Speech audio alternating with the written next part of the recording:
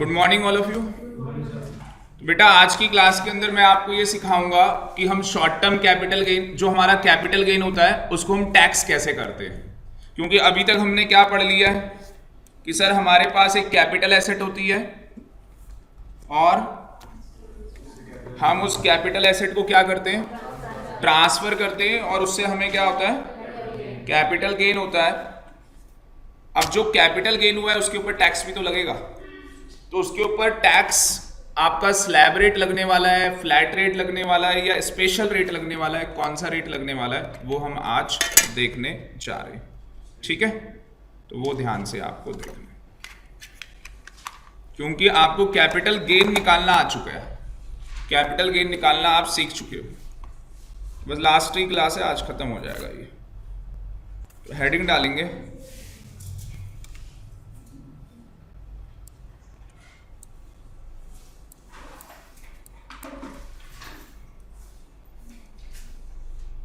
how to find out tax on short term capital gain oblique long term capital gain. क्योंकि capital gain हमें कितने होंगे, दो होंगे, दो के अलावा कोई तीसरा कैपिटल गेन नहीं हो सकता।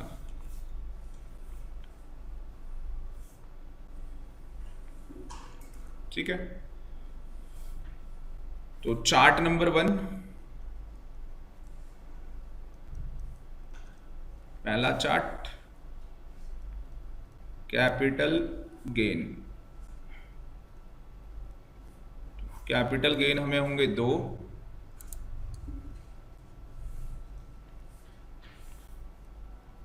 बताओ जी दो कौन से होंगे। पार्टिसिपेट करना है, आपको बोलना है कौन से दो होंगे, शॉर्ट टर्म और लॉन्ग टर्म। वेरी गुड, क्या बात है वैभव जोश में। तो एक होगा शॉर्ट टर्म, दूसरा कौन सा होगा, लॉन्ग टर्म।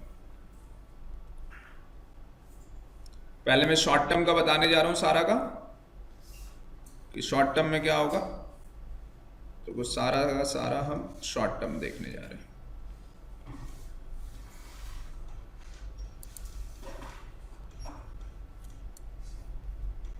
तो शॉर्ट टर्म में यहां पे लिखेंगे in case of,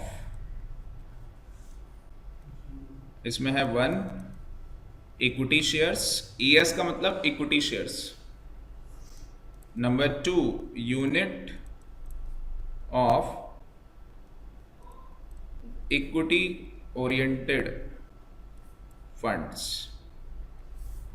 and number 3 है जो फाइनेंस एक्ट 2016 में आया है, फाइनेंस एक्ट 2016 में आया है, और ये है बेटा unit of a business trust.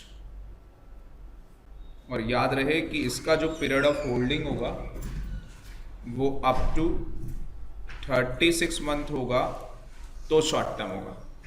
अगर 36 महीने या 36 से कम होगा तो शॉर्ट टर्म होगा, अगर उससे ज़्यादा हुआ तो लॉन्ग टर्म हो जाएगा ये। उसके बाद यहाँ पे दो चीज़ें,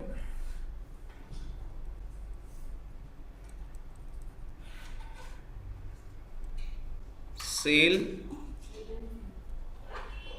ऑन और after 1/10/2004।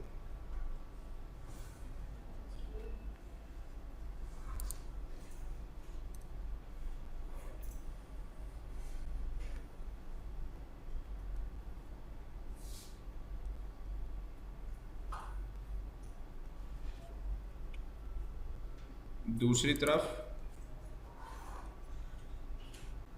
Security transaction tax paid, security transaction tax paid. और यहां पे स्टार बना के लिख देना, सिक्योरिटी ट्रांजैक्शन टैक्स इसलिए पे किया गया है क्योंकि ये जो इंस्ट्रूमेंट्स हैं, ये जो सिक्योरिटीज हैं, वो हमने रिकॉग्नाइज स्टॉक एक्सचेंज के थ्रू बेची है। कहां से बेची है? रिकॉग्नाइज स्टॉक एक्सचेंज के थ्रू। रिकॉग्नाइज स्टॉक एक्सचेंज पता है आपको?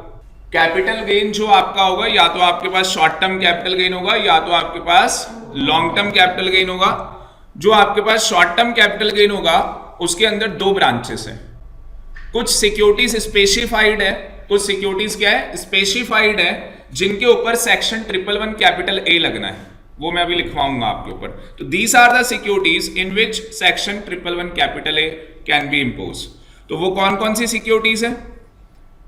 Equity shares. तो अगर आप किसी कंपनी के इक्विटी शेयर्स बेचोगे या आप यूनिट्स बेचोगे इक्विटी ओरिएंटेड फंड्स की, और एक नया आया है बिजनेस ट्रस्ट की यूनिट, अगर आप बेचोगे, कब बेची है आपने? 1/10/2004। तो आज की डेट में इस डेट की कोई रेलेवेंस नहीं है, बट मैंने लिखवाई है कि पता होना चाहिए, मेरा स्टूडेंट है। और दूसरा कि उसने ये सिक्योरिटीज कहां से बेची होंगी? रिकॉग्नाइज स्टॉक एक्सचेंज से। तो what do you mean by recognise stock exchange? Anyone? कोई नहीं?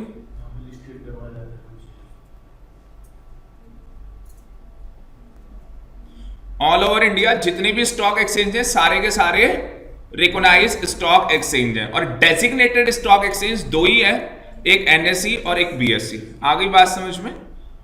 तो डेजिग्नेटेड और रिकॉग्नाइज स्टॉक एक्सचेंज में डिफरेंस होता है, वो आपको सिक्योरिटी लॉ की क्लास में बताया जाएगा, मेरा पार्ट नहीं है। पर मैंने आपको बता दिया रिकॉग्नाइज क्या होता है और डेजिग्नेटेड क्या होते हैं, ठीक। बाकी आप क्लास के बाद पूछना हो तो पूछ लेना। उसके बाद यहां पे हमने एक चीज बोली है कि जब ये कहानी होगी तो ये कहां कवर होगी? अंडर सेक्शन 111 कैपिटल ए के अंदर कवर होगी।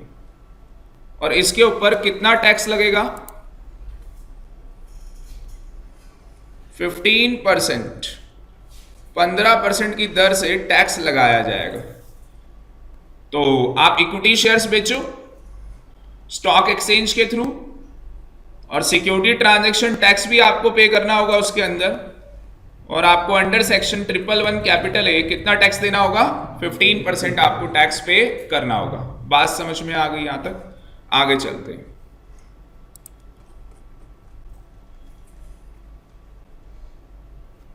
दूसरी तरफ आ गया any other short term capital gain. Any other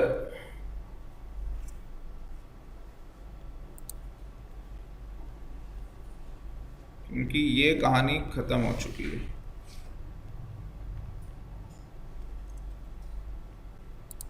any other short term capital gain किसको छोड़ के? एक्सेप्ट अंडर सेक्शन 111 कैपिटल ए को छोड़ के, क्योंकि 111 कैपिटल ए में कितना है? 15%।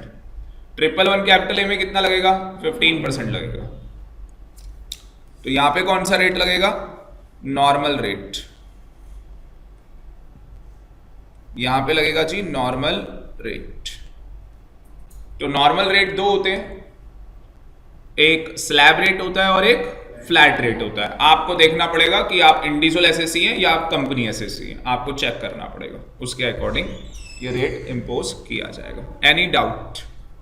ठीक है जी, तो ये आपका क्लियर हो गया शॉर्ट टर्म का। नेक्स्ट आ गया जी लॉन्ग टर्म कैपिटल गेन। आप इसी के नीचे बना सकते हो अगर आप लोगों के पास स्पेस है, बट मैं बड़ा बड़ा लिखता हूं तो मैं नेक्स्ट पेज पे जा रहा हूं। Long term capital gain.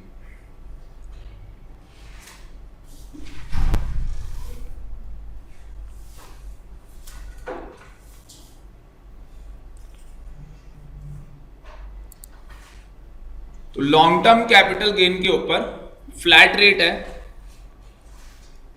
Flat rate है 20%।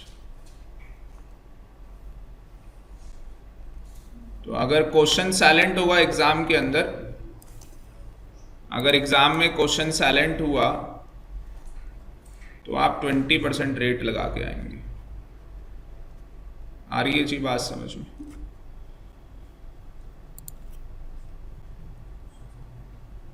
क्वेश्चन साइलेंट हुआ तो आप 20% का रेट लगा के आएंगे। अगर शॉर्ट टर्म में क्वेश्चन साइलेंट हुआ तो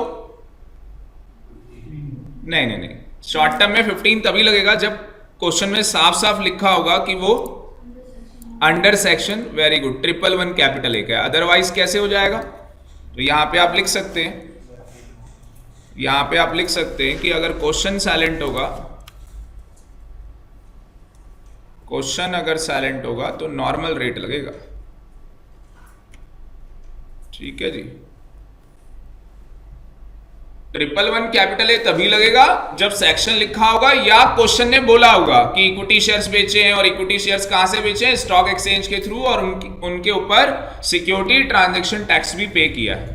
तो आपके लिए ऑपरेशन ऑफ लॉ होगा कि मतलब डीम्ड होगा कि आपको सेक्शन पता है कि 111 कैपिटल ए के अंदर ये ट्रांजैक्शन फॉल कर रही है। ठीक है, तो दो बातें होंगी, या तो हमें सेक्शन लिख के देगा एग्जामिनर, या तो हमें सेक्शन नहीं बताएगा। अगर हमें सेक्शन नहीं बता रहा तो हमें फोकस एरिया क्या करना है कि क्या हमने इक्विटी शेयर्स बेचे, क्या हमने यूनिट्स बेची हैं, या बिजनेस ट्रस्ट की वो हमसे बात कर रहा है, और ये ट्रांजैक्शन क्या स्टॉक एक्सचेंज के थ्रू हुई है, और क्या इस पे सिक्योरिटी ट्रांजैक्शन टैक्स पे किया गया है या नहीं। और अगर ये सारी कंडीशन फुलफिल हो जाएंगी तो वो ऑटोमेटिकली कहां कवर हो जाएगा? 111 कैपिटल ए के अंदर। पर क्वेश्चन कुछ भी नहीं बता रहा, क्वेश्चन कह रहा है शेयर्स बेचा, बस क्वेश्चन कह रहा है शेयर्स बेचा। आपने पीरियड ऑफ होल्डिंग निकाला शेयर्स का, 12 महीने होता है, आपको पता ही है। लिस्टेड का 12 है, अनलिस्टेड का 24 है। पहले 36 हुआ करता था, अब 24 हो गया, और इस बार पेपर में वो क्वेश्चन आने ही आना है, कंफर्म क्वेश्चन है। और उसको बेच के, उस शेयर को बेच के कौन सा कैपिटल गेन हुआ? Short term. तो क्या रेट लगाओगे? नॉर्मल रेट, क्योंकि क्वेश्चन में कहीं पे भी नहीं लिखा कि उसने स्टॉक एक्सचेंज से बेचा है, और अगर ये भी लिखा होता तो भी नहीं चलता। क्वेश्चन में ये भी नहीं लिखा कि उसने सिक्योरिटी ट्रांजैक्शन टैक्स पे किया, तो क्वेश्चन तो पूरा ही साइलेंट है। तो साइलेंट मतलब पूरा साइलेंट है। वो तो आप नॉर्मल में आपको क्या करना है? नॉर्मल में आपके पास क्या होगा? सैलरी इनकम होगी, हाउस प्रॉपर्टी इनकम हो सकती है, पीसीपी, जो भी इनकम है, कैपिटल गेन, आईओएस, ये सारा टोटल करोगे क्या आ जाएगा आपके पास? जीटीआई, मोटा मोटा बता रहा हूं, डिडक्शन करोगे टोटल इनकम आ जाएगी। ये टोटल इनकम है। आप कौन हो? इंडिविजुअल। आप कौन हो? इंडिविजुअल। तो इंडिविजुअल क्या करेगा? अपने ऊपर स्लैब रेट लगा देगा। आप कौन हो? कंपनी। कंपनी क्या लगा देगी? Flat rate. Partnership firm, flat rate. समझ में आ गया होगा? बस ये कहानी। तो अभी मैं प्रैक्टिकल लूंगा इसका, अभी मैं इसका प्रैक्टिकल भी लूंगा। वो तो बच्चे ने पूछ लिया तो मैंने बता दिया।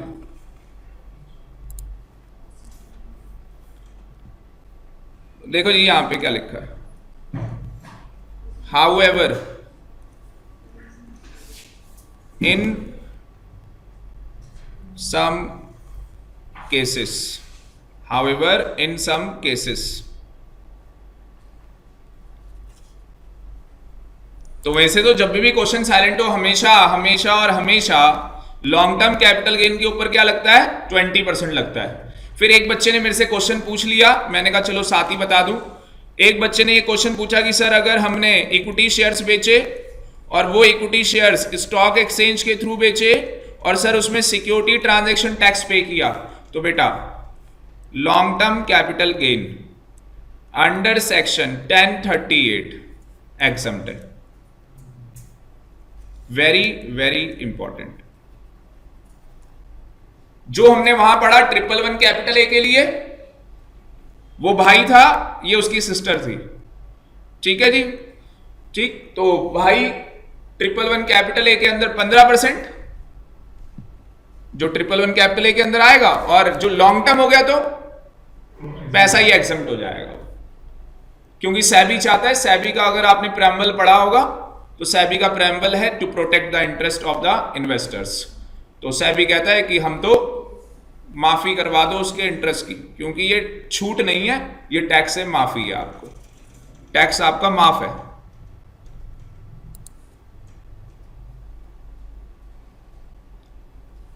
तो हाउएवर इन सम केसेस, इसलिए कभी आपने एड देखी होगी LIC की, तो उसमें बार बार वो बोलते हैं सेक्शन 10 में, या ऐसे बोलते हैं वो 80C में, या यहां आपको छूट मिलेगी।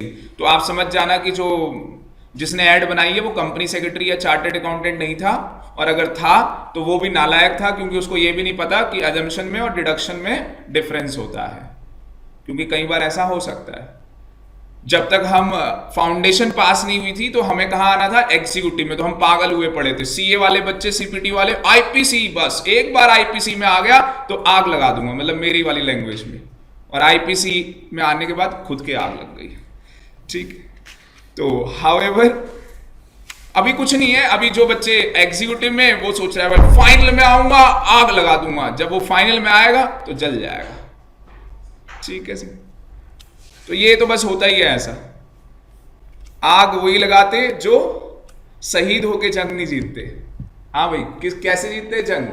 मार के। देखा, सीख गए। तो इनको भेजा है हमने, इस बार इनको हम लड़ाई में, जंग में भेज रहे, पर ये शहीद होके नहीं आएंगे, ये मार के आएंगे। बाकी पांडे को भी बता देना, हथियार लेके जाना। ठीक है भाई, क्या नाम है? विशाल, संध्या, ठीक है, शिवानगी, तो मयंक कहाँ है? हथियार लेके जाइए। तो however in some cases non resident और कौन है? फॉरेन कंपनी है। नॉन रेजिडेंट है और फॉरेन कंपनी है। वही वाली कहानी है। कल तक मेरे घर में फैन था, मुझे कूलर चाहिए था, कूलर आया तो मुझे एसी चाहिए, एसी आ गया तो मुझे सेंट्रलाइज एसी चाहिए भाई। अब तो ये तो इकोनॉमिक्स है, आपने पहला ही चैप्टर पढ़ा होगा। बाकी आपसे ज़्यादा इंटेलिजेंट तो ऑल ओवर वर्ल्ड ही नहीं कोई। तो इस केस के अंदर बेटा जो टैक्स का रेट है वो 10% है। इस केस में जो टैक्स का रेट है वो कितना है? 10%।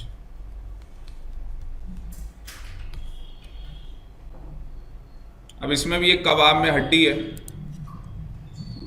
जो लोगों को परेशान कर सकती है, कि अगर ये नॉन रेजिडेंट या कंपनी यहां फॉल कर गए, यहां पे, असली में आईपीसी में लोग करवाते नहीं है ये, बट मैं बता रहा हूं जिससे कि आपको पता रहे, क्योंकि कई बार इंस्टीट्यूट 3 से 4 नंबर का डाल सकता है। और सीएस के लिए तो डीम्ड है कि आ सकता है, क्योंकि सीएस के सिलेबस में नॉन रेजिडेंट की टैक्सेशन है सिलेबस में।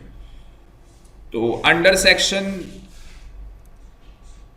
115 AB, 115 AC, 115 AD और 115 E, ये सेक्शन है जी।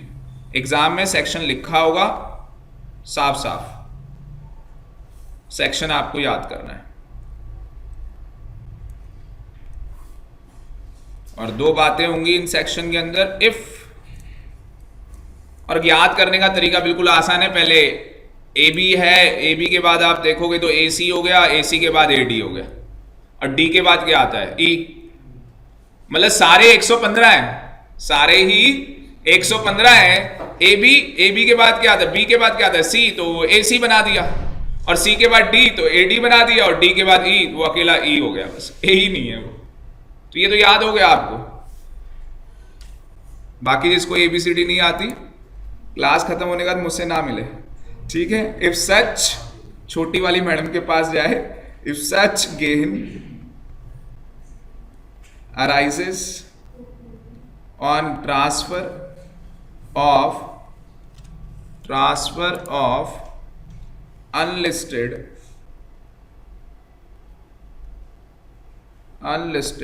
securities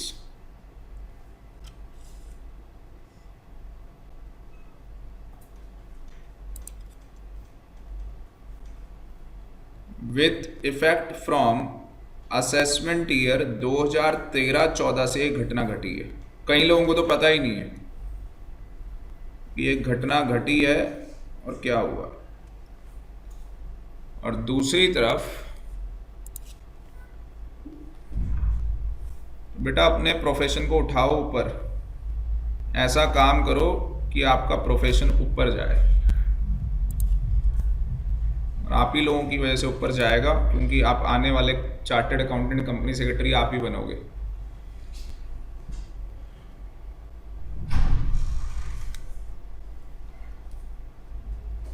unlisted shares in a company in which in which public are not substantially interested, in which public are not substantially interested, और ये आया है with effect from assessment year 17-18। 17-18 मतलब समझ गए होंगे आप कि इस बार पेपर में ये पूछ सकते हैं, क्योंकि फाइनेंस एक्ट 2016 यहाँ आया है। और इन दोनों की कहानी एक है, और वो कहानी क्या है वो लिखना आप।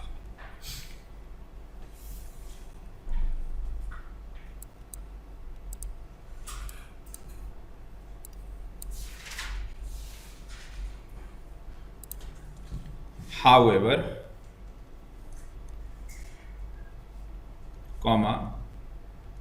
this rule is applicable only if the indexation benefit is not claimed and capital gain is calculated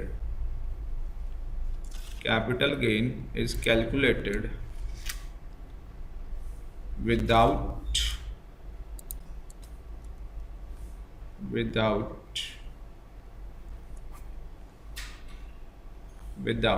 giving effect to the first proviso to section 48.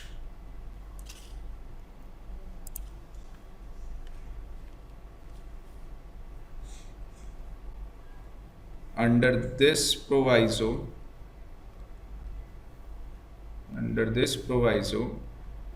capital gain is calculated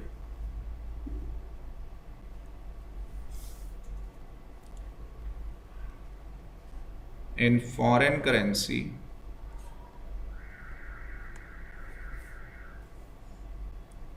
if a few conditions are satisfied.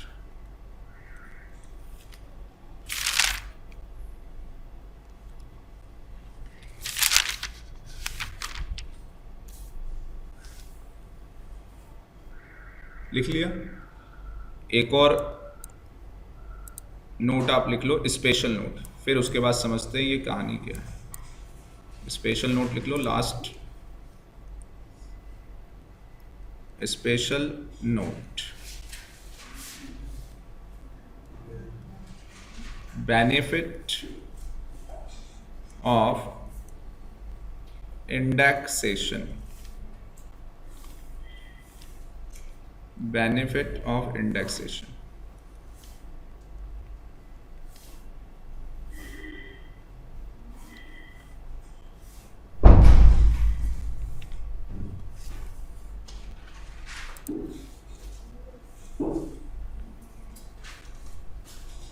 benefit is taken,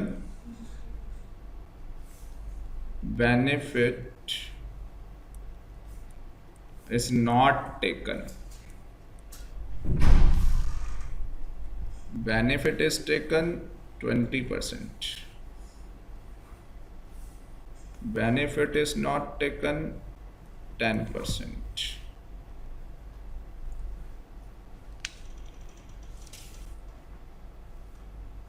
इसमें आप examples लिख देना।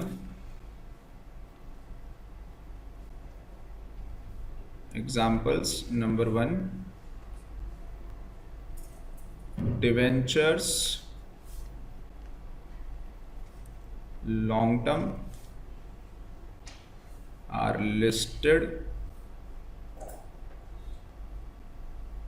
indexation benefit is not allowed. Not allowed. Number 2, bonus shares of listed company.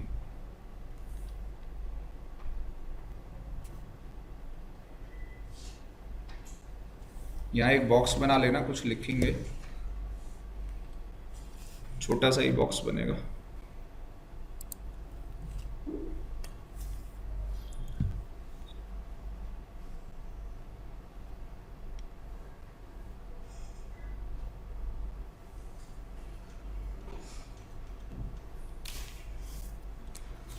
हो गया?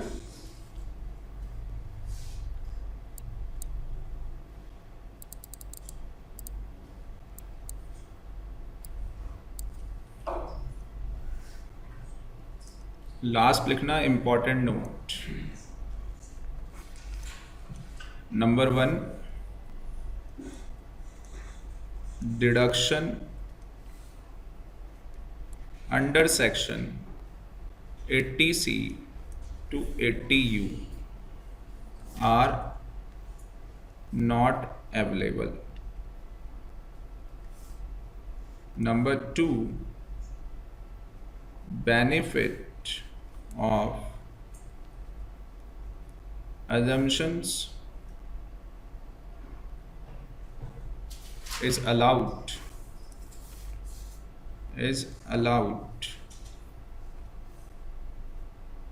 except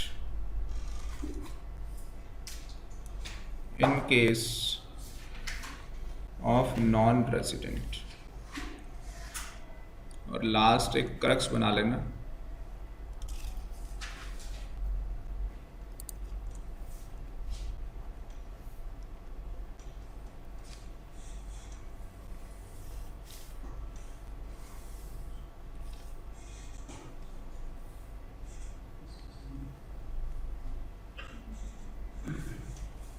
एक individual हो सकता है, एक पार्टनरशिप फर्म हो सकती है, एक डोमेस्टिक कंपनी हो सकती है और एक फॉरेन कंपनी हो सकती है।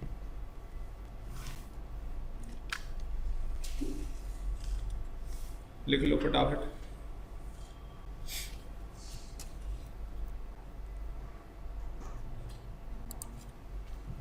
लिख लिया? तो एक इंडिविजुअल हो सकता है, एक पार्टनरशिप फर्म, एक डोमेस्टिक कंपनी, एक फॉरेन कंपनी।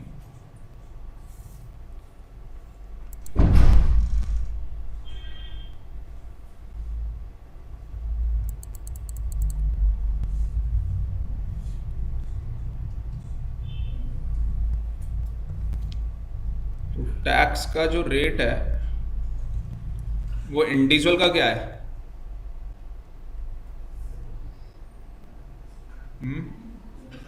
इंडिविजुअल का टैक्स का रेट क्या है? स्लैब रेट, ठीक है ना, स्लैब रेट। पार्टनरशिप फर्म के लिए क्या है? Flat rate. तो कितना है flat rate? Domestic company flat rate, foreign company flat rate. तो 30%,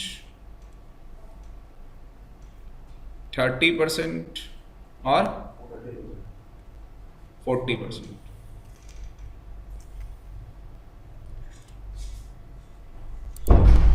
उसके बाद सरचार्ज, अगर आपकी टोटल इनकम किससे ज़्यादा है? 1 करोड़ से, तो कितना सरचार्ज है इसमें? वेरी गुड, देख लो बेटा, जंग में जा रहा है वो। कई बच्चे अभी भी 12 ही चिल्लाते हैं, 15 हो गया ये। और यहाँ फॉरेन कंपनी में सरचार्ज, पार्टनरशिप फर्म में यहाँ 12 ही है। यहाँ डोमेस्टिक में कितना? 7%। और फॉरेन कंपनी में कितना? 2। रुक जा, तेरे को ठीक करेंगे। ये हमारा डैमेज सैनिक है, इसको ठीक करना होगा। ड्रिल होगी तेरी क्लास के बाद।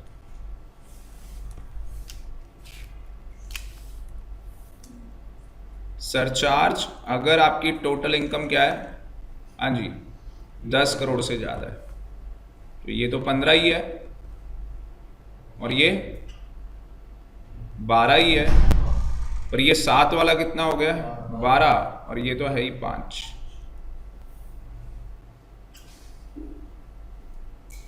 बाकी 2 चीजें और लगनी है, और वो 2 चीजें क्या लगनी है, एजुकेशन सेस लगना है और सैक लगना है। और उसका कितना रेट है, एजुकेशन सेस कितना है, 2%, और ये कितना है, ये 1%। ऐसे क्यों लिखा मैंने, सबके लिए, उसको समझ में आ गया, सबके लिए, सबको आ गया।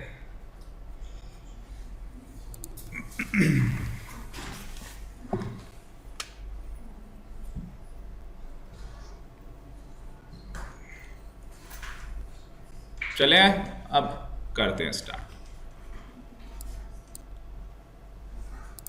कहानी यहां से स्टार्ट हुई थी, लॉन्ग टर्म कैपिटल गेन।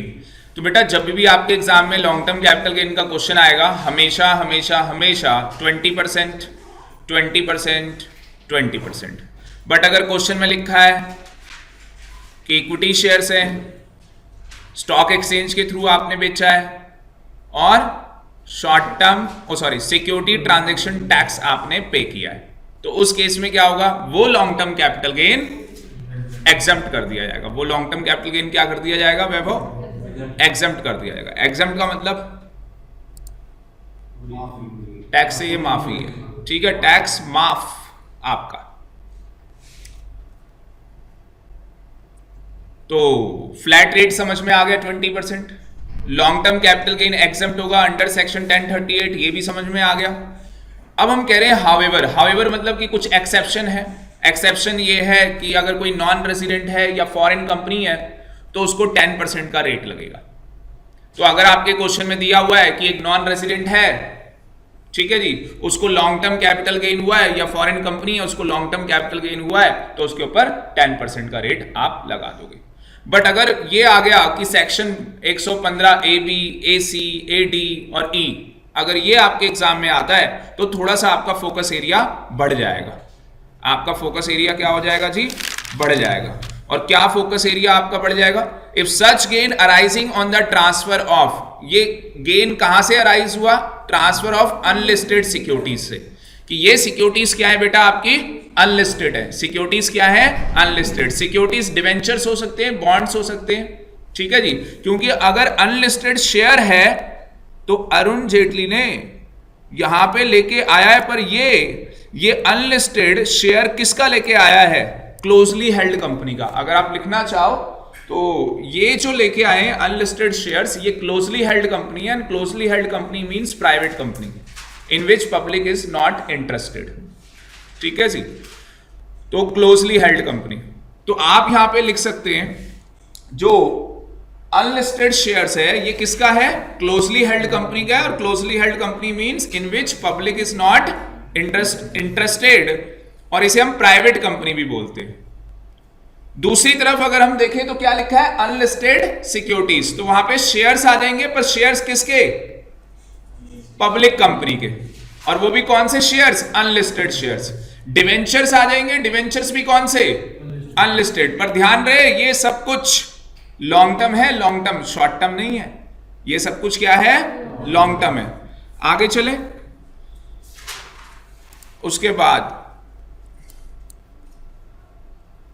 आपने यहां पे कुछ कंडीशन लिखी जो सबसे ज्यादा इंपॉर्टेंट थी, और वो आपने क्या लिखा, ये ध्यान से सुनना। However this rule is applicable only if indexation benefit is not claim. तो ये जो बोलने जा रहा है, ध्यान से सुनना,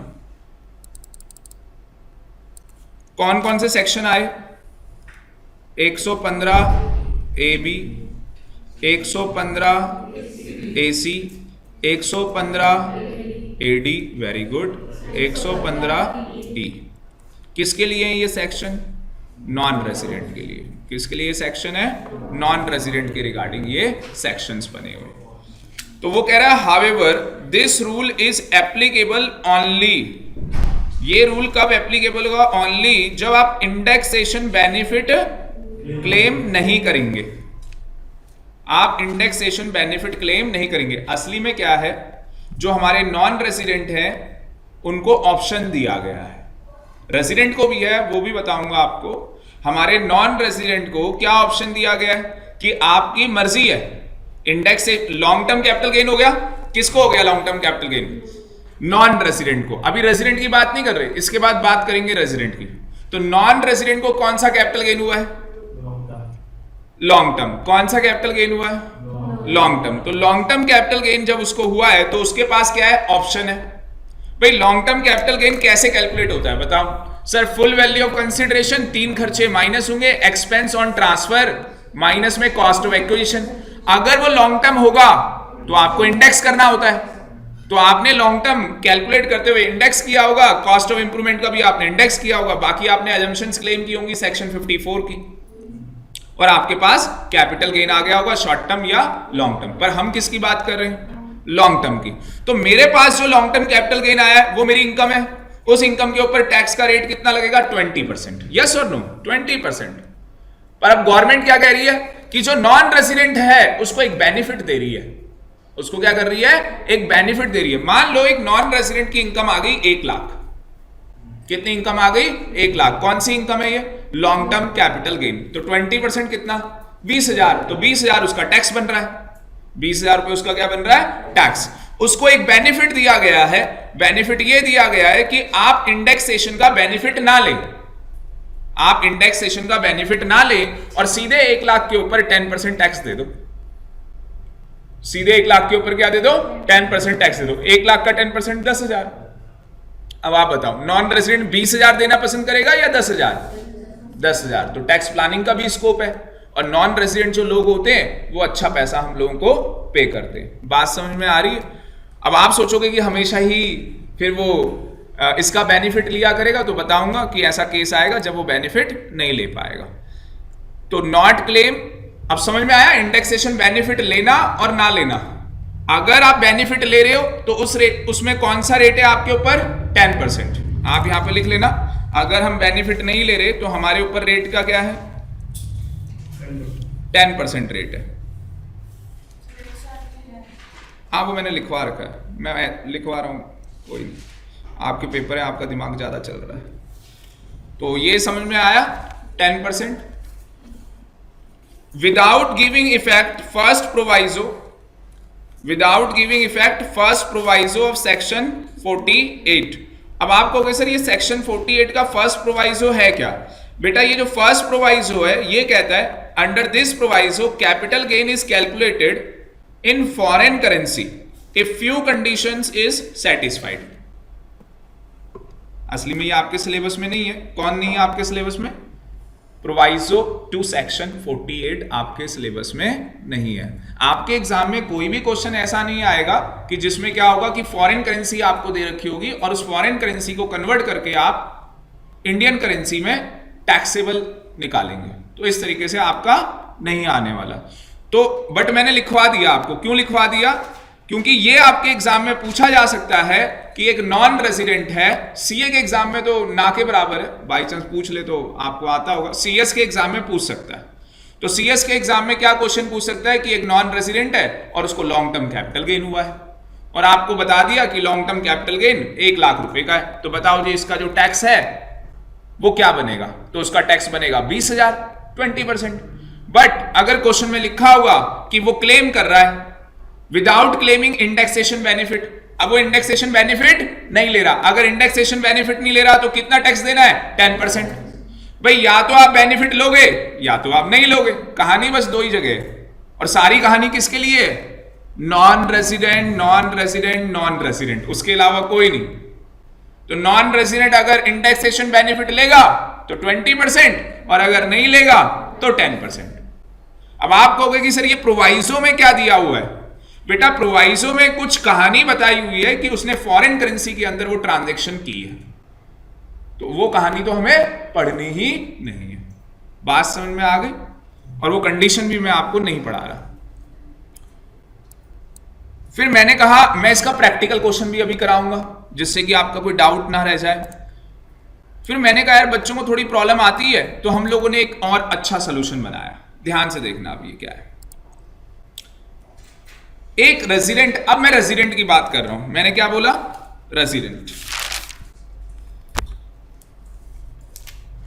मैं इसकी छत में ही लिख देता हूं, रेजिडेंट। तो रेजिडेंट के पास क्या है? रेजिडेंट के पास शेयर्स हैं, रेजिडेंट के पास डिवेंचर्स हैं, रेजिडेंट के पास बॉन्ड्स हैं, गवर्नमेंट सिक्योरिटीज है उसके पास, जीरो कूपन बॉन्ड है। ये ध्यान रहे यूनिट्स की बात यहां पे नहीं कर रहा, यूनिट्स की बात नहीं कर रहा।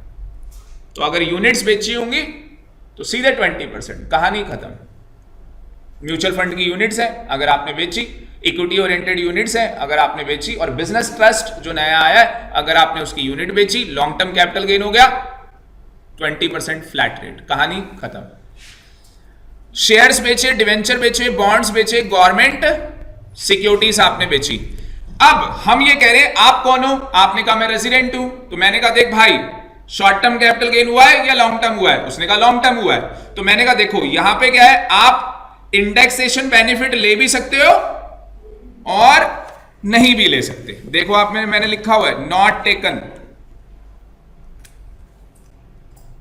लिखा है नहीं लिखा? तो एक तरफ वो इंडेक्सेशन बेनिफिट ले रहा है, अगर लेगा तो 20%। अभी इसका प्रैक्टिकल कराऊंगा। और अगर उसने इंडेक्सेशन बेनिफिट नहीं लिया तो 10%। पर मैंने उसका भी क्रक्स निकाल दिया विशाल कि डिवेंचर्स, अगर आप डिवेंचर्स बेचोगे और उसमें लॉन्ग टर्म कैपिटल गेन होगा, तो मैंने आपको लिखवाया था कि कुछ ऐसी ट्रांजैक्शन है जहां पे लॉन्ग टर्म होते हुए भी इंडेक्सेशन नहीं होता। और मैंने डिवेंचर वर्ड लिखवाया था, मैंने कहा था स्लम सेल होता है 50B, मैं कराऊंगा, मैंने कहा तब बताऊंगा। बात समझ में आ रही है? तो डिवेंचर के केस में चाहे हमें कैपिटल गेन लॉन्ग टर्म हो, इंडेक्सेशन तो होता ही नहीं है, होता ही नहीं है भाई। लेगा क्या? होता ही नहीं है। जब लॉ में है ही नहीं तो आप कहां से ले लोगे? तो इसने यहां पे देखो लिखा है, मैंने आपको रीजनिंग भी दी है कि indexation benefit is not allowed, है ही नहीं अलाउड, यहां पे अलाउ ही नहीं है, कहानी खत्म कर दी उसने। और कौन सा बेच रहा है? लिस्टेड। ये भी ध्यान देने वाली बात है कि डिवेंचर कौन सा बेच रहा है? लिस्टेड। और कौन सा कैपिटल गेन हुआ है? Long term. तो अगर मान लो पेपर में, सीएस के पेपर में एग्जाम में क्वेश्चन आ जाए कि डिवेंचर बेचे हैं, जो डिवेंचर क्या है? लिस्टेड है, या मान लो क्वेश्चन साइलेंट है, तो क्या मान के चलोगे? लिस्टेड। क्योंकि अगर अनलिस्टेड होते तो क्वेश्चन बताता कि ये डिवेंचर अनलिस्टेड है, क्योंकि अनलिस्टेड की कैलकुलेशन 12 महीने की नहीं है। कितने महीने की है? 36 महीने की है। अनलिस्टेड की कितने महीने की कैलकुलेशन है? 36 महीने की। अगर अप टू 36 मंथ आपका पीरियड ऑफ होल्डिंग है तो वो शॉर्ट टर्म है, और 36 से ज्यादा है तो वो लॉन्ग टर्म है। बात समझ में आ रही है? तो जो हमारे पास डिवेंचर है, जो हमारे पास क्या है? डिवेंचर्स हैं, तो उनके ऊपर हमेशा और हमेशा कितना रेट लगेगा? लिस्टेड डिवेंचर्स के ऊपर। अगर मैं एक लाइन में क्रक्स बोलूं इसका, मैं साइड में क्रक्स बोलूं कि मेरे पास डिवेंचर है, वो लिस्टेड डिवेंचर है, और मेरे को कैपिटल गेन हुआ है लॉन्ग टर्म कैपिटल गेन, तो कितना रेट लगेगा? 10%। Very good, 10% rate. 20% लग सकता है? कभी नहीं लग सकता, जिंदगी में नहीं लग सकता। जबकि ये बोला हुआ है कि लॉन्ग टर्म हमेशा 20% लगता है, फ्लैट रेट है। इट इज एन एक्सेप्शन कि 20 तो कभी लगेगा ही नहीं डिवेंचर के केस में। और डिवेंचर होना चाहिए, लिस्टेड डिवेंचर होना चाहिए, लॉन्ग टर्म कैपिटल गेन होना चाहिए। समझ में आया या नहीं आया? हाँ जी, समझ में आया या नहीं आया? दूसरा बोनस शेयर्स, और बोनस शेयर्स कौन से बोले? लिस्टेड। तो जो बोनस शेयर्स आपके लिस्टेड होते हैं, देखो मैंने बोनस का कॉन्सेप्ट कराया होगा, एक बार बोनस का मैंने कॉन्सेप्ट कराया होगा, निकालो। मैंने जहां पे बोनस का आपको कॉन्सेप्ट कराया होगा वो आप निकालो।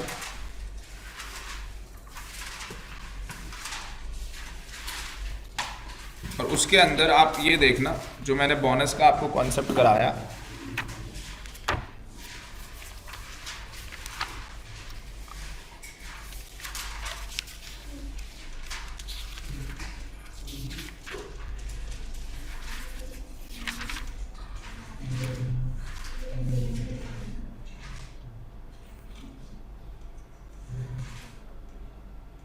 तो बोनस शेयर्स का जो मैंने आपको कॉन्सेप्ट कराया, तो मैंने वहां पे लिखवा रखा है कि अगर आपने बिफोर 1/4/1981 से पहले लिया होगा तो fair market value, otherwise nil. Otherwise cost of acquisition क्या होगी? निल होगी। और उसका पीरियड ऑफ होल्डिंग कहां से स्टार्ट होगा? जिस दिन, मतलब आपको डेट ऑफ अलाउटमेंट से, जिस दिन आपको बोनस शेयर्स अलाउट हुए, और डेट ऑफ सेल तक। तो बेटा बोनस शेयर्स कौन से हैं? लिस्टेड हैं। बोनस शेयर्स कौन से हैं? लिस्टेड हैं। आपको नहीं लग रहा जो बोनस शेयर्स लिस्टेड होंगे वहां पे आप क्या बोलते हैं, इंडेक्सेशन कर ही नहीं पाओगे? मैं यहां पे क्या रीजन लिखवा रहा हूं? मैंने यहां पे जो 2 एग्जाम्पल लिखवाए हैं इनका इंडेक्सेशन तो आप कर ही नहीं सकते। मैंने पहला एग्जाम्पल लिखवाया डिवेंचर। क्या डिवेंचर का इंडेक्सेशन कोई कर सकता है? कोई नहीं कर सकता। क्या बोनस शेयर्स का इंडेक्सेशन कर सकता है? बोनस शेयर्स का तो नहीं। क्यों नहीं कर सकता? रीजन बता सकते हो? बोनस शेयर्स का इंडेक्सेशन नहीं हो सकता, रीजन बता सकते हो? क्योंकि सर हमें क्या लेना होता है? Full value of consideration minus में क्या? खर्चा। और इसका जो खर्चा है वो क्या है? Cost of acquisition. और कॉस्ट ऑफ एक्विजिशन क्या है इसकी? निल। क्यों? क्योंकि हमने ये लिखा है कॉस्ट ऑफ एक्विजिशन में कि अगर आपको ये बिफोर 1/4/1981 अलाउड हुए तो फेयर मार्केट वैल्यू ले लो, और अगर ये ऑन और आफ्टर 1/4/1981 हुए तो क्या होगा? निल। इसका मतलब मैं मान के चल रहा हूं कि आज की डेट में एग्जामिनर जितने भी क्वेश्चन सेट करेगा बोनस शेयर्स के रिगार्डिंग, वो कब के करेगा?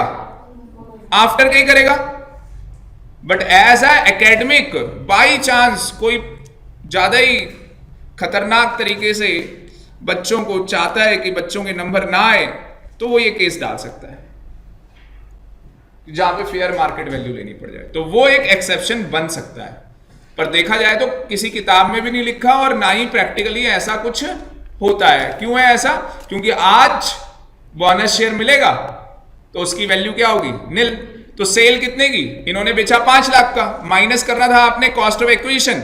अब मान लो लॉन्ग टर्म है, कर ले इंडेक्स निल की, क्या इंडेक्सेशन करेगा? निल ही आएगा। तो इंडेक्सेशन कर ही नहीं पाएगा। इसका मतलब कि अगर बोनस शेयर्स कोई भी बेचेगा और वो लॉन्ग टर्म कैपिटल गेन अगर उसको अराइज हो रहा है तो उसमें हमेशा कितना रेट लगने वाला है? 10%। उसमें हमेशा कितना रेट लगने वाला है? 10%। बात समझ में आ रही है? ठीक है जी। हाँ, बाई चांस आपके एग्जामिनर ने डेट डाल दी कि उसको ये बोनस शेयर्स बिफोर 1/4/1981 मिले, मुझे नहीं लगता ऐसी डेट डालेगा, पर अगर डाल दी तो फिर आप ये देख लेना कि बोनस शेयर्स की 1/4/1981 को क्या वैल्यू है, और फिर लॉन्ग टर्म होगा तो वो इंडेक्सेशन क्लेम कर सकता है। फिर 20% भी आएगा, 10 भी आएगा, विच एवर इज लोअर बनेगा वही ऑप्शन एसएससी अडॉप्ट करेगा, क्योंकि एसएससी अपना बेनिफिट देखेगा। जो लोअर है वो टैक्स पे करेगा। तो ये डिपार्टमेंट ने क्या किया है? आपको रिलैक्सेशन दिया है। इतना समझ में आ गया? अब बेटा इसका प्रैक्टिकल क्वेश्चन। अच्छा हाँ, एक चीज और थी इसके बाद, मैंने आप लोगों को टैक्स रेट भी लिखवाए थे, इसी के बाद लिखवाए थे ना? अच्छा नहीं, एक और चीज वेरी वेरी इंपॉर्टेंट, कि जो आपका जितने भी लोगों के ऊपर शॉर्ट टर्म कैपिटल गेन लगने जा रहा है, शॉर्ट टर्म कैपिटल गेन या लॉन्ग टर्म कैपिटल गेन जितने भी लोगों के ऊपर लगने जा रहे हैं, उनको 80C से लेके 80U तक की कोई भी डिडक्शन अलाउड नहीं। तो जिसके भी ऊपर शॉर्ट टर्म कैपिटल गेन लगेगा, मतलब कि अगर आपकी शॉर्ट टर्म कैपिटल गेन की इनकम है और आपके पास कौन सी इनकम है? लॉन्ग टर्म कैपिटल गेन की इनकम है। अब मान लो आपकी टोटल इनकम है 10 लाख, कितनी टोटल इनकम है? 10 लाख। 10 लाख में से प्रीति ने कहा कि सर मेरा शॉर्ट टर्म है 1 लाख का। शॉर्ट टर्म कैपिटल गेन कितने का है? 1 लाख का, और लॉन्ग टर्म कैपिटल गेन है 4 लाख का। तो टोटल इनकम कितनी थी? 10 लाख। 10 लाख में से कितना हटा दोगे? 1 लाख अलग हो जाएगा, कितना रह गया? 9 लाख। और 9 लाख में से भी कितना अलग करना होगा? 3 लाख। कितना बैलेंस बचा? कितना balance? 6 lakh. Very good. 6 lakh के ऊपर स्लैब रेट लग जाएगा, और इस 1 लाख के शॉर्ट टर्म कैपिटल गेन जो आपको 1 लाख का हुआ है, इसके ऊपर बताओ क्या रेट लगाओगे? ये जो आपको शॉर्ट टर्म कैपिटल गेन हुआ है 1 लाख का, इसके ऊपर क्या रेट लगाओगे? सर आप बताओ, ये 111 कैपिटल ए का है। मैंने कहा हाँ, तो 15% इसके ऊपर रेट लग जाएगा। मैंने कहा नहीं है, तो आपने कहा सर इसे कहां ले जाओ? नॉर्मल में। इसे कहां ले जाओ? नॉर्मल के अंदर। तो नॉर्मल के हिसाब से इसके ऊपर क्या लग जाएगा? रेट लग जाएगा। आ रही बात में? नॉर्मल के हिसाब से कैसे लग जाएगा? मेरी इनकम 6 लाख थी, मैं 6 लाख के अंदर ही 1 लाख की इनकम और प्लस कर दूंगा 7 लाख, और नॉर्मल रेट मतलब कि स्लैब रेट लगा दूंगा। इतना समझ में आया? दूसरी तरफ आगे अगर मैं चलूंगा तो लॉन्ग टर्म कैपिटल गेन, उसके ऊपर कितना लगना है? 3 लाख के ऊपर कितना टैक्स? 20%। सीधे आंखें बंद करके सीधे 20%। क्वेश्चन में कुछ बोला ही नहीं। अगर मैं कहता कि ये इक्विटी शेयर्स हैं, रिकॉग्नाइज्ड स्टॉक एक्सचेंज से बेचे हैं, सिक्योरिटी ट्रांजैक्शन टैक्स पे किया है, तो आप कहते हैं एग्जम्प्ट है। आप कहते हैं एग्जम्प्ट है। बात समझ में आ रही है? अगर मैं कहता कि ये बंदा नॉन रेजिडेंट है, इसे लॉन्ग टर्म कैपिटल गेन हुआ है, तो आप कहते कि सर इसके ऊपर लगेगा 10%, और ये इंडेक्सेशन बेनिफिट ले भी सकता है, नहीं भी ले सकता। तो 20 भी लगा सकता है, 10 भी लगा सकता है। ये एक स्पेशल प्रोविजन दिया गया इन लोगों को। तो क्या समझ में आया कि sir short term capital gain और लॉन्ग टर्म कैपिटल गेन के अंदर से ये डिडक्शन अलाउड नहीं है, जो 80C से 80U तक की मिलती है। दूसरा बेनिफिट, किस चीज का बेनिफिट है? अजम्पशन का। अजम्पशन का मतलब है maximum amount not chargeable to tax. Maximum amount not chargeable to tax. And what is the maximum amount which is not chargeable to tax? 2.5 lakh रुपए। कितना? 2.5 लाख रुपए। तो यहां पे लिखा है benefit of assumption is allowed, मिलेगा। ये मैं अभी आपको दिखाऊंगा कि 2.5 लाख रुपए का बेनिफिट कैसे मिलेगा, वो मैं अभी आपको दिखाऊंगा। चलो मैं थोड़ा सा दिखा देता हूं कि 2.5 लाख का बेनिफिट कैसे मिलेगा। पर किसको नहीं मिलेगा वो भी लिखा हुआ है, नॉन रेजिडेंट को नहीं मिलेगा। तो किसको नहीं मिलेगा? नॉन रेजिडेंट को। अब मैं दिखा देता हूं आपको। मान लो मेरी टोटल इनकम है 3 लाख की। आपने पूछा सर ये बताओ लॉन्ग टर्म कैपिटल गेन कितना है इसमें? मैंने कहा मेरा long term capital gain 2 lakh का है। मेरा लॉन्ग टर्म कैपिटल गेन कितने का है? 2 लाख का। अब मुझे बताओ मेरी टोटल इनकम कितनी? टोटल इनकम के अंदर इंक्लूड होता है लॉन्ग टर्म, पर अब आप टैक्स लगाने जा रहे हो तो आप टोटल इनकम क्या कहोगे? वो 1 लाख है। और लॉन्ग टर्म कैपिटल गेन कितना कहोगे? 2 लाख। तो जाके आपकी टोटल इनकम 3 लाख की आई है।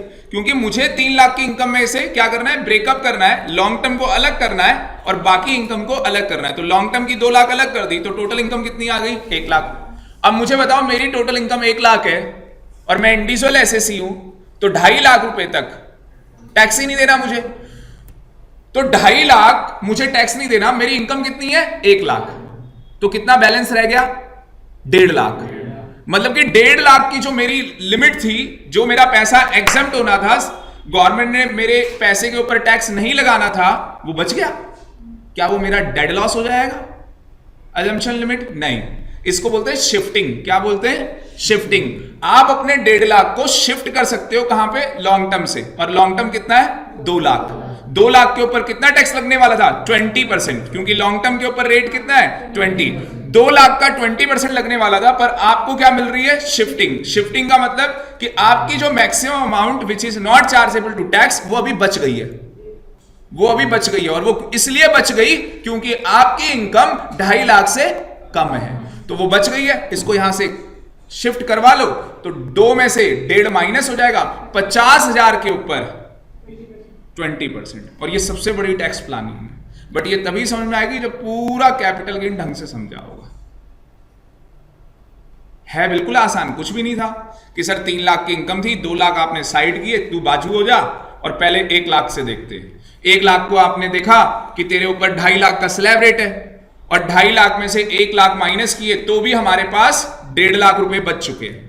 अब ये 1.5 लाख की जो हमारी अजम्पशन लिमिट है, क्या हम इसे शॉर्ट टर्म कैपिटल गेन के लिए और लॉन्ग टर्म कैपिटल गेन के लिए यूज कर सकते हैं या नहीं? ये पॉइंट कहता है यस। अगर आप भूल जाओ तो आप लिख लो ये बेनिफिट दोनों के लिए है, शॉर्ट टर्म कैपिटल गेन के लिए भी है और लॉन्ग टर्म के लिए भी है। ऐसा नहीं है कि बस लॉन्ग टर्म के लिए, दोनों के लिए बेनिफिट है।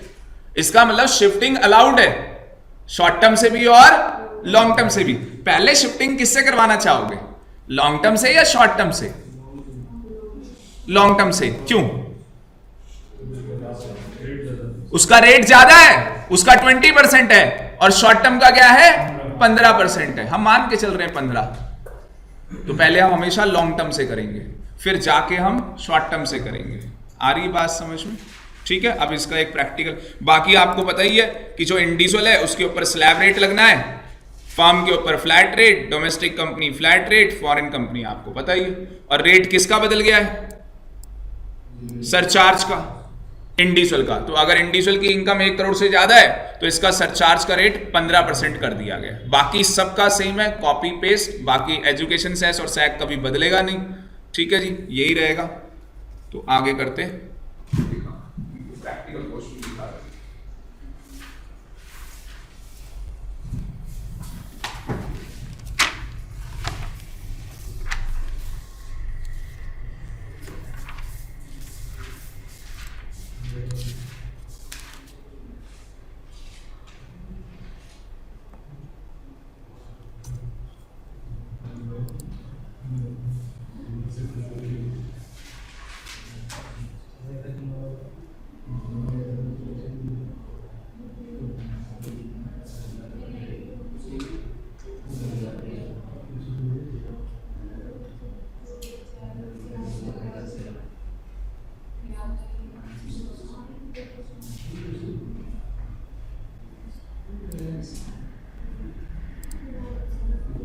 इधर सुनो, ये एक इसमें एक तीसरा नोट ऐड कर लेना, क्योंकि कई बार बच्चे भूल जाते हैं।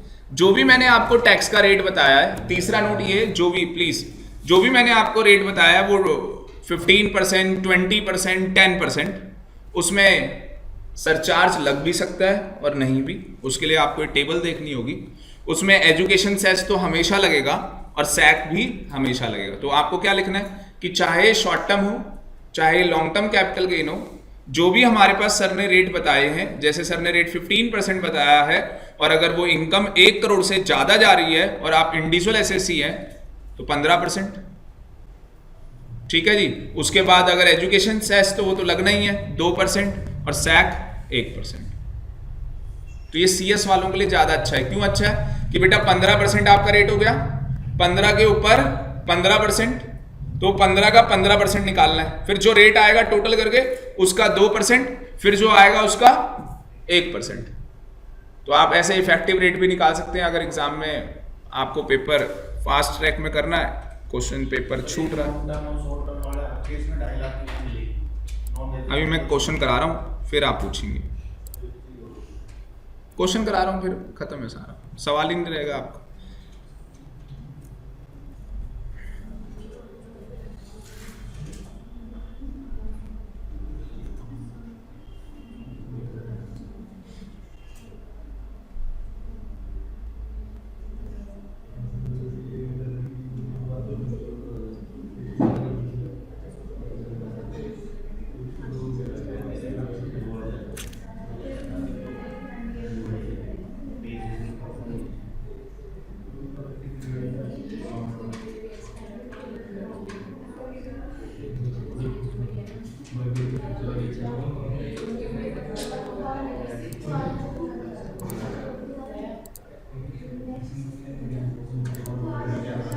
ये देखो जी, प्लीज प्लीज आप क्वेश्चन देख लो, बातें बाद में कर लेना। तो आर ब्रॉट 500 लिस्टेड शेयर्स खरीदे थे इसने। कब खरीदे थे? 1978। इसका मतलब कि 14/1981 से पहले खरीदे थे। और इनकी मार्केट वैल्यू बता रखी है 25 रुपए के हिसाब से। तो बताओ जी, आप कॉस्ट ऑफ एक्विजिशन आप खुद बताओ क्या लोगे? कॉस्ट ऑफ एक्विजिशन आप क्या लोगे, कितने के शेयर खरीदे हैं आपके हिसाब से, 15 रुपए के या 25 रुपए के, 15 या 25, विच एवर इज हायर, क्योंकि हायर लेने से एसएससी का बेनिफिट है भाई, जितना कम कैपिटल गेन आएगा टैक्स उतना कम लगेगा, और एसएससी यही चाहता है। तो 25 रुपए से मल्टीप्लाई होगा, करो कॉपी में, 500 सभी को करना है, सभी को कॉपी में करना है, 500 मल्टीप्लाई में कितना, 25, सभी को करना है, सभी का मतलब सभी होता है। तो ये आपके पास आ रहा है 12,500। कितना आ रहा है बेटा आपके पास, 12,500। एनी डाउट, ये क्या है 12,500? Very good, cost of acquisition. तो लिख भी लो ना, ये है क्या, कॉस्ट ऑफ एक्विजिशन है। उसके बाद देखो जी क्या हुआ, अब ध्यान से देखना, बिल्कुल ध्यान से। आर को हुआ कैपिटल गेन, और उसने ये शेयर्स बेचे, सोल्ड किए इस डेट को, इस डेट को उसने बेचे। पहला कितने का बेचा है, 2,15,500 का। सारे बच्चे स्क्रीन में देखेंगे, प्लीज स्टॉप राइटिंग, पूरा देखो स्क्रीन में, देखो आप आराम से। कितने का बेचा है, 2,15,500। मुझे ईमानदारी से अब आप बताएंगे, जो भी मैं आपसे पूछूंगा आप लोग ईमानदारी से बताएंगे कि सबसे पहले हम लोग कैपिटल गेन निकालते कैसे। सबसे पहले हम सेल कंसिडरेशन लिखते हैं, और आपके पास सेल कंसिडरेशन कितनी है, 2,15,500। समझ में आया या नहीं आया, पहले बस 2,15,500 समझ में आया या नहीं आया, जिसको नहीं आया वो बताओ। आ गया, 3 खर्चे माइनस होंगे। पहला एक्सपेंस ऑन ट्रांसफर है ही नहीं, दूसरा कॉस्ट ऑफ एक्विजिशन वो आपने निकाल लिया 12,500। अब 2 रास्ते यहां से, शुभम यहां से 2 रास्ते बेटा, या तो इंडेक्सेशन ले लो या तो इंडेक्सेशन मत लो। तो पहले आप इंडेक्सेशन ले लो, पहले आप इंडेक्सेशन ले लो।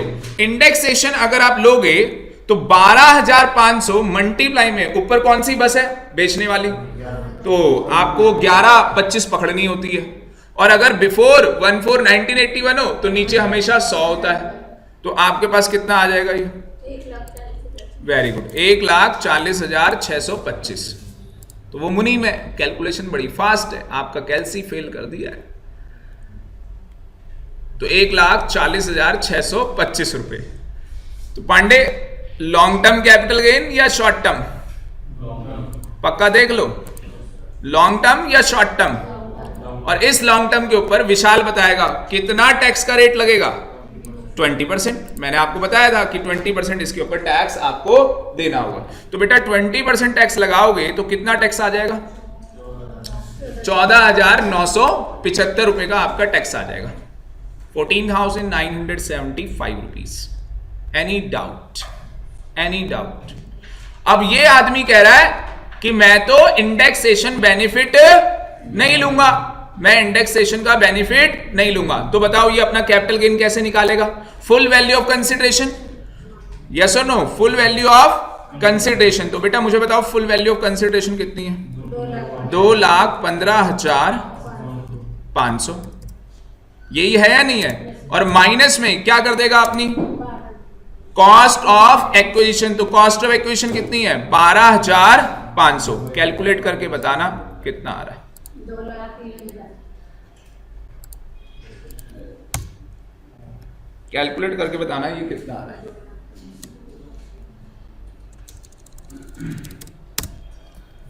देखो भाई कैपिटल गेन तो ऐसे ही निकालते थे ना, full value of consideration minus में खर्चे, एक्सपेंस है नहीं, कॉस्ट ऑफ एक्विजिशन सीधे 12,500, क्योंकि इंडेक्सेशन ले नहीं रहा। और अगर इंडेक्सेशन नहीं लेगा तो विशाल कह रहा है सर 10% लगेगा रेट। अगर आप इंडेक्सेशन नहीं ले रहे तो आपका रेट कितना होगा, 10%। तो 10% किसका, जो लॉन्ग टर्म कैपिटल गेन हुआ है आपका। तो लॉन्ग टर्म कैपिटल गेन कितना हुआ है, 2,03,000। तो ये आपका निकल आएगा।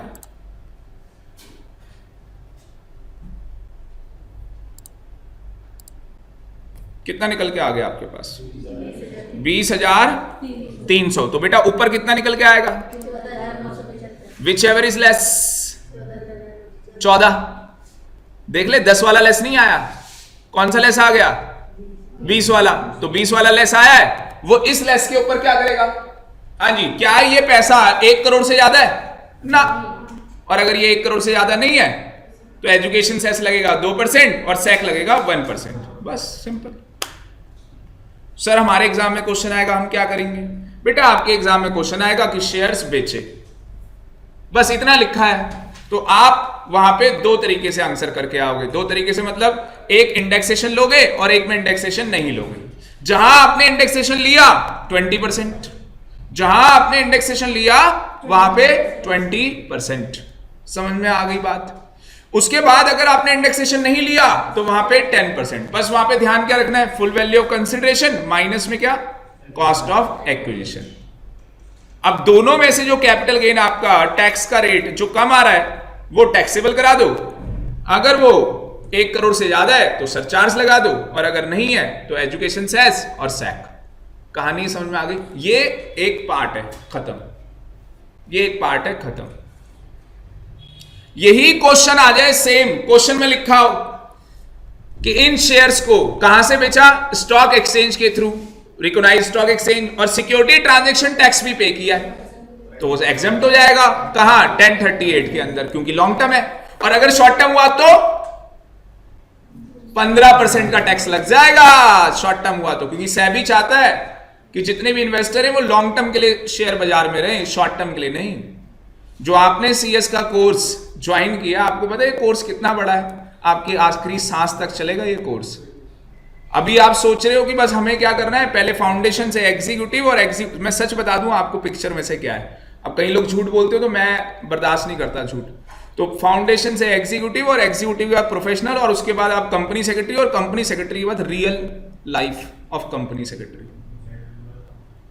तो वो सबसे टफ लाइफ है, मैं आपको बता दूं, वो सबसे टफ लाइफ है। ये लाइफ टफ नहीं है। आप बोलोगे सर वो लाइफ टफ क्यों है? बेटा वहां सामने क्लाइंट होता है, और अगर आप कंपनीज में काम कर रहे हैं तो सामने डायरेक्टर्स होते हैं, क्योंकि आपका तो सीधे गोल्डन हैंडशेक है डायरेक्टर से। और आप वहां कहोगे कि देखो सर ये बियर एक्ट है और इसमें ये लिखा है, तो 2 स्लैब, मेरे को क्या बता रहा है ये बियर एक्ट है और इसमें ये लिखा है क्या? वो बताएगा ना। कहानी कुछ समझ में आ रही है? क्यों? पता है क्यों? क्योंकि भाई गलती आप करोगे और फिर जेल होगी। जेल के लिए डायरेक्टर भी जा सकता है, आप भी जा सकते हो। अब डायरेक्टर को जेल होगी तो उसे गुस्सा आएगा। दूसरी बात, मान लो डायरेक्टर को जेल नहीं हो रही, आपकी कंपनी के अंदर नॉन कंप्लायंस है, और हिंदुस्तान की बड़ी से बड़ी कंपनी के अंदर नॉन कंप्लायंस। आप रिलायंस को उठा के देख लो, किसी भी कंपनी को उठा के देख लो, क्या वहां कंपनी सेक्रेटरीज नहीं है, चार्टेड अकाउंटेंट्स नहीं है? फिर भी देख लो नॉन कंप्लायंस है। इसका मतलब कि अभी तक कोई ऐसा आदमी पैदा नहीं हुआ सीएस जो कंपनी को साफ सुथरा बना सके। बड़ा मुश्किल है। बट नॉन कंप्लायंस ज्यादा नहीं होने चाहिए ना, थोड़ा बहुत तो चलता है ना। मतलब कि देखो अभी तक कोई बच्चा ऐसा भी पैदा नहीं हुआ जिसके 100 आए हो, चाहे फिर वो टैक्स हो, चाहे वो कंपनी लॉ हो, चाहे वो कोई सा भी सब्जेक्ट हो। सीएस के इतिहास में तो किसी में भी नहीं आए। सीए में तो आ चुके, शायद एक पेपर था, शायद उसमें 100 मार्क्स कोई लेके या 98 99 लेके आ चुका है। 100 नंबर शायद अभी तक कोई लाया ही नहीं। और सीए वालों के लिए तो भाई साहब बेटा जब ये फाइनल में आएंगे तो आईडीटी 100 मार्क्स का है और डीटी 100 मार्क्स का है। अगर यहां इन्होंने ढंग से पढ़ाई नहीं की होगी तो वहां तो इनके तोते उड़ जाएंगे। आप जितने से भी मिलोगे, पूछोगे बेटा कि टैक्स कैसा चल रहा है, तो वो कहेगा सारा सिलेबस एक तरफ और टैक्स का डीटी आईडीटी एक तरफ।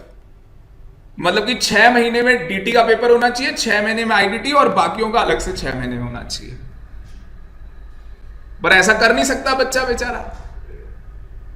आ रही बात समझ में? सर हमें जाना ही नहीं है सीए में, तो बेटा आपके सीएस फाइनल में भी टैक्स है। और आपके लिए तो कहते हैं ना उसको कि पनिशमेंट है आपके लिए। क्या कि ये तो 100 नंबर का अलग पेपर देने जाएंगे। आपको बोला गया एक ही पेपर होगा, डीटी भी होगा, आईडीटी भी होगा, और ऊपर से आएगा इंटरनेशनल टैक्सेशन। तीनों एक साथ 100 नंबर। जितने फाइनल के स्टूडेंट हैं, मतलब बड़े जोश में कि फाइनल में जाना है, और जाने के बाद कहां फेल हो गए? टैक्स के पेपर में। और ये इतना गंदा पेपर बनने वाला है। क्यों गंदा बनने वाला है? जीएसटी आने वाला है, और जीएसटी के आने से सीए वालों के तो तोते उड़ने वाले। क्यों उड़ने वाले आपको समझ में आ गया होगा। Final GST 100 marks, DT 100 marks, और ये गेम खेलने में मजा उसी को आएगा जिसको जीएसटी आता होगा। तो गली मोहल्ले में जो जीएसटी मतलब जो टैक्स पढ़ा रहे थे वो बेचारे सबकी दुकानें बंद होने वाली है।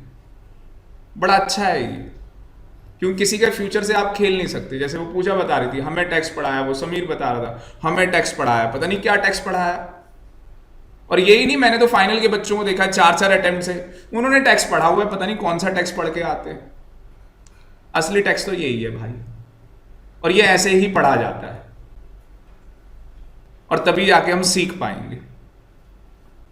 अभी आप देखोगे जून वालों से आप पूछोगे, मैंने इनको संडे ही परेशान नहीं किया, मैंने इनको शाम को रातों को भी परेशान किया है, और अलग से क्लास में भी मैंने टॉर्चर किया है इनका। वो तो आप भले हो कि आपका अटेम्प्ट दिसंबर है, बट आप में से भी कितने भले हैं जो क्लास में बैठे बाकी बेईमानी कर रहे हैं। क्योंकि आप लोगों ने मेरे साथ 2.5 महीने सफर किया। मैं कैलकुलेशन दिखा दूंगी 2.5-3 महीने कैसे आपने सफर किया। जनवरी के बाद हमारी 25 जनवरी का मान लो जनवरी खत्म। आपका रिजल्ट कब आया था सीपीटी का? 17 जनवरी को। आपका सीएस का कब आया था?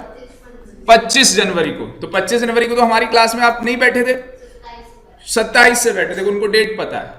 तो 27 जनवरी का मतलब तो 3 दिन 4 दिन तो खत्म हो गए। फरवरी के बाद मार्च, और मार्च के बाद अप्रैल। 3 महीने में, आज 3 महीने कंप्लीट हो चुके हैं आपके और मेरे। 3 महीने में इतना कोर्स कराना, सीए वाले का भी करा के भेजा है, पूरा डीटी पूरा आईडीटी। वो तो भाई साहब 2 बैच थे तो मैंने इसलिए करा दिया, वरना सीए वाले का तो सिलेबस ही खत्म नहीं होता। और मैंने तो इतनी डिटेल में करा दिया कि वो भी याद रखेगा कि भाई क्या कराया है, और डीटी का सिलेबस भी करा दिया। बट ये 3 महीने में सिलेबस खत्म होने वाला सिलेबस नहीं था। वो तो इन्होंने ये साथ दिया कि झेला, कि आ गए संडे को, शाम को भी आए। और आप सबके लिए टेंशन इसलिए नहीं है क्योंकि आपका सफर सुहाना है, मेट्रो बन चुकी है। ये बेचारे रेलगाड़ी के धक्के खाते हुए, और ऑटो पता नहीं कहां कहां से। आ रही बात समझ में? अच्छा, मैं इसी क्वेश्चन को थोड़ा सा ट्विस्ट कर दूं जल्दी से फटाफट। अब मैं अगर इस क्वेश्चन के अंदर थोड़ा सा मसाला डालूं या इसका मेकअप करूं मैं इस क्वेश्चन का, तो क्योंकि आजकल मैरिज का सीजन चल रहा है, मैंने पहली बैच में हमारे बैचेस की क्लास चल रही, तो मैंने एक मैरिज छोड़ी है। तो मैंने कहा टाइम मिलेगा तो बाद में जाएंगे मिलने। ऐसा तो है नहीं कि उनका रिश्ता आज 7 फेरे लिए और कल वो उड़न छू हो जाएंगे और उसके बाद कभी दिखाई नहीं देंगे। तो ऐसा कुछ नहीं होगा, ठीक है जी। तो बाद में मिल लेंगे। तो मेरे लिए कई चीज़ें थोड़ा सा आपके पॉइंट ऑफ व्यू से इंपॉर्टेंट रहती है। दूसरा ये कि सीए वाले बच्चे की सीए आपका जो इनका इंस्टीट्यूट है उसकी क्लैरिफिकेशन आ चुकी है कि नवंबर में आपका जीएसटी एप्लीकेबल नहीं है, बट मैंने पहले ही बता दिया था कि नेक्स्ट अटेम्प्ट में एप्लीकेबल होगा, ठीक है जी। बाकी वो एक लड़ाई चल रही है फाइनेंस एक्ट 2017 की। तो जब आप लोगों के अभी पेपर होंगे आईपीसी के, तो उसके बाद आईसीएआई क्या निकालेगा? सर्कुलर। तो वो कुछ मेरे फ्रेंड हैं कमेटी मेंबर के अंदर, जो इनकी कमेटी होती है जो सिलेबस के लिए नोटिफिकेशंस निकालती है। तो कहते हैं ना, खबर आती है हवाला सूत्रों से। तो मुझे ऐसी खबर है कि फाइनेंस एक्ट 2017 सीए के अटेम्प्ट में 110% एप्लीकेबल होना है। बट कई लोग ऐसे होते हैं कमेटी के अंदर, वो चाहते हैं कि ऐसा ना हो, और मैं तो चाहता हूं कि हो, आग लगे, ज्यादा अच्छा है। क्योंकि फाइनेंस एक्ट 2017 की अमेंडमेंट इन्हें पढ़नी पड़ेंगी। क्योंकि जितने लोग यार, जो लोग फ्यूचर खराब कर रहे हैं बच्चों का कि फाइनेंस एक्ट 2016 में भी गलत पढ़ा रहे हैं। मैं आपको व्हाट्सएप दिखाऊंगा, मेरे पास इतने व्हाट्सएप्स हैं, मेरी इतनी वीडियो देख रहे बच्चे, तो वो बता रहे हैं सर हमें टीडीएस की ये डेट बता दी, वो डेट बता दी, पता नहीं कौन सा क्या रेट बता दिया। और जिसको भाई टाइम हुए 1 साल हो गया, क्योंकि फाइनेंस एक्ट 2016 तो 1 साल हो गया। और सीएस के इंस्टीट्यूट में तो सीएस कर ही रहा है, तो सीए और सीएस वालों की झगड़े होते हैं बहुत। क्योंकि सीएस इंस्टीट्यूट, अगर आपको नहीं पता तो दिसंबर में आईडीटी में हमेशा अगला मतलब जो फ्रेश फाइनेंस एक्ट होता है वही आता है। अगर किसी से आप पूछना दिसंबर में कौन सा फाइनेंस एक्ट आया था, तो दिसंबर में फाइनेंस एक्ट 16 आया था आईडीटी के अंदर, डीटी में 15 था। और अब आप जो पेपर देने जा रहे हैं बच्चे जून में, उनका दोनों में 16 है। मतलब डीटी में भी 16 फाइनेंस एक्ट और आईडीटी में भी। और दिसंबर में क्या होगा, डीटी में 16, आईडीटी में 17। और मजा कब आएगा, जब फाइनेंस एक्ट 17 भी होगा, साथ में जीएसटी भी होगा। क्योंकि ये लौता ऐसा सब्जेक्ट है जिसके अंदर सबसे ज्यादा अमेंडमेंट्स आती हैं। पहले तो 1956 कंपनी लॉ चलता था, जब 2013 नहीं आया था तो अमेंडमेंट होती ही नहीं थी, और अकाउंट्स के अंदर भी अमेंडमेंट नहीं होती थी। और आज मोदी सरकार की वजह से अकाउंटेंसी के पेपर में भी अमेंडमेंट है। आपको मैं बता दूं, जिन लोगों ने कंपनी अकाउंट्स पढ़ना है या पढ़ रहे हैं, तो भाई बहुत अमेंडमेंट्स आ चुकी हैं, बहुत ज्यादा। तो अमेंडमेंट्स के लिए पढ़ना पड़ता है ऑन टेबल।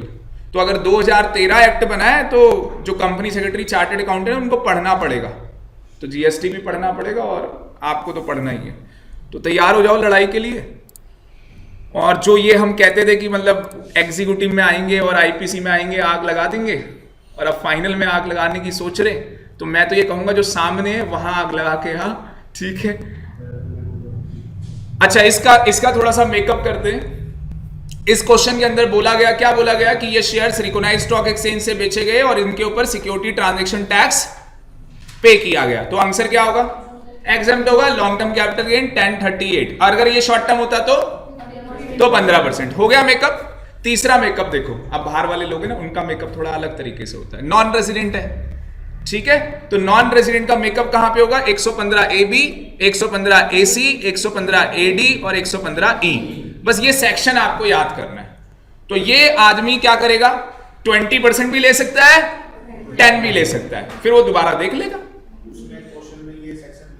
क्वेश्चन में सेक्शन दिया होगा, क्योंकि अगर क्वेश्चन में सेक्शन नहीं दिया और सीधे क्या लिखा है, नॉन रेजिडेंट, तो 10% ऑलवेज।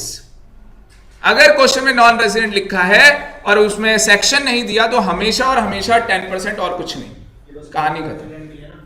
बस बस बस, हाँ, नॉन रेजिडेंट प्लस साथ में फॉरेन इनकम। इतनी बात समझ में आ गई। और मेरे दिमाग में क्या आ रहा था, हाँ, एक को 2.5 लाख वाला करके बता देता। तो 2.5 लाख वाले के लिए आप 2.5 लाख वाला मैं अपने आप ही कर देता।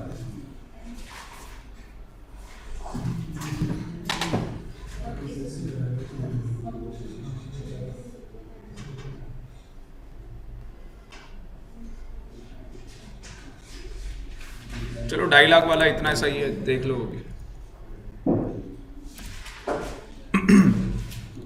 ये देखो, ये लिखा भी है लास्ट में। चलो 2.5 लाख वाला देख लो।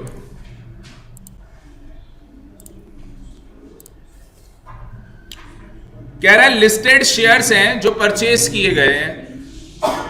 अच्छा हाँ, उसमें मैं ये कहानी आपको जाते जाते ये बताने वाला था कि अगर कोई डिवेंचर होगा और लॉन्ग टर्म कैपिटल गेन होगा तो उसमें 20% होगा ही नहीं, और अगर बोनस शेयर्स होंगे तो उसमें भी नहीं होगा। तो वो थोड़ा सा ध्यान रखना है, ठीक है जी। वो कंक्लूजन आपको बना के दिया हुआ है।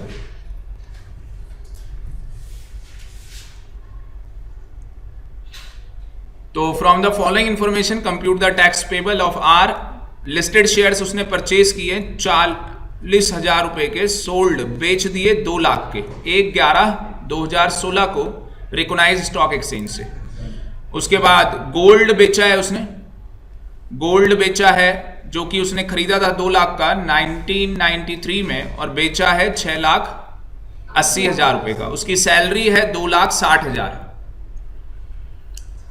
तो कितनी ट्रांजैक्शन है, 3, एक शेयर्स की, दूसरी गोल्ड की और तीसरी सैलरी की। पहले सैलरी में आ जाओ, बताओ जी इसकी ग्रॉस सैलरी कितनी, 2,60,000। क्या डिडक्शन मिलेगी, नहीं। कितनी डिडक्शन है सैलरी चैप्टर में, कितनी डिडक्शन है, 1 2 3, कितनी, 2 ही डिडक्शन है। एक 16(1)(i) की होती थी, वो हट गई। 16(2)(i) है, 16(3)(i) है। 2(i) किसका था, इंटरटेनमेंट टैक्स, और 3(i) था प्रोफेशनल टैक्स, ठीक है जी। तो वो डिडक्शन यहां पे नहीं मिलेगी क्योंकि यहां पे है ही नहीं। तो 260 इसकी इनकम आ गई। अब लॉन्ग टर्म कैपिटल गेन की बात करते हैं। स्टॉक एक्सचेंज के थ्रू बेचा है, किसके थ्रू बेचा है, स्टॉक एक्सचेंज के थ्रू। तो हम मान के चलेंगे स्टॉक एक्सचेंज के थ्रू बेचा है, और लॉन्ग टर्म है या शॉर्ट टर्म है, लॉन्ग टर्म है। कौन सा है, लॉन्ग टर्म है। तो कैपिटल गेन क्या हो जाएगा, एग्जम्प्ट अंडर सेक्शन 1038। और लिस्टेड भी तो था, ठीक है जी, लिस्टेड ही तो बेचा होगा स्टॉक एक्सचेंज। उसके बाद ऑर्नामेंट्स में आ जाओ, सेल कंसिडरेशन 880 और खरीदा कितने का था ऑर्नामेंट 2 लाख का, बेचने वाला साल 1125 और खरीदने वाला बेटा 9394 का इंडेक्स चेक कर लेना, यही आएगा। बता तो दिया था, याद नहीं करना है।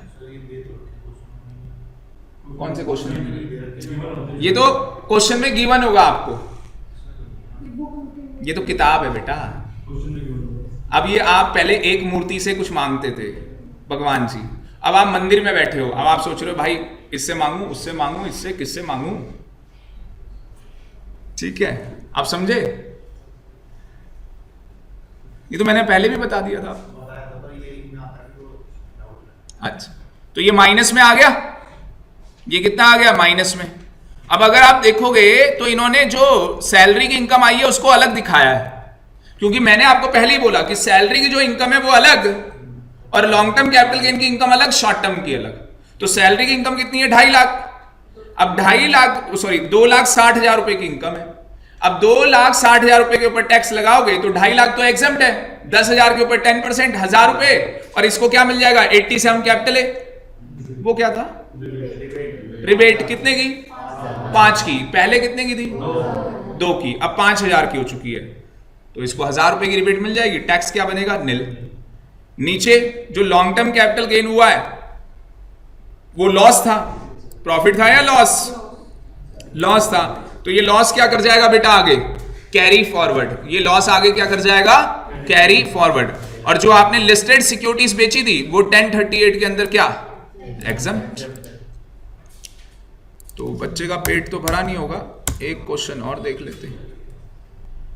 ये रहा जी एक क्वेश्चन और, टैक्स बेचा है 3,10,000 का, खरीदा 50,000 का था,